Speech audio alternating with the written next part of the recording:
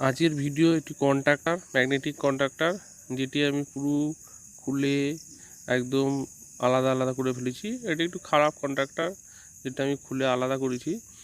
এবং এই যে এটা ধরে নিয়েছে, এটা পুড়ে গেছিলো সেই জন্য ধরে নিয়েছে। সমস্ত পার্ট আলাদা করেছি, এক একটা পার্ট দেখুন কি অবস্থা হয়েছিল। এটা হচ্ছে কয়েল পার্টটি, এটি খুলে আলাদা করেছি। এটা 220 কয়েল। এটা হচ্ছে নিচের বেসটি,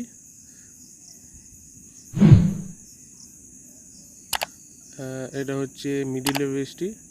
আর এর গায়ে সমস্ত কিছু লেখা আছে, কন্ট্যাক্টর কত অ্যাম্পিয়ার পর্যন্ত এটা ক্যাপাসিটি, কত ভোল্ট নেবে, কত ওয়াট নেবে, সমস্ত কিছুই এখানে দেওয়া আছে, আপনারা দেখতে পারেন। আর এইটা হচ্ছে যেটি ম্যাগনেট তৈরি হয়ে হোল্ড হয় এই পার্টটি। এই দুটো পার্ট আলাদা আলাদা থাকে।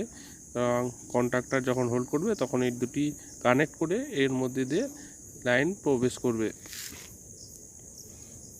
এই দুটি হোল্ড হয়ে লাইন প্রবেশ করবে। এর মিডিলে একটা স্প্রিং দেওয়া থাকে, যেই পাতগুলো যখন হোল্ড করবে না তখন উপরে তুলে দেবে, আবার যখন হোল্ড করবে এটা নিচে দিয়ে দেবে, সেই জন্য স্প্রিংটা ওইভাবে কাজ করে।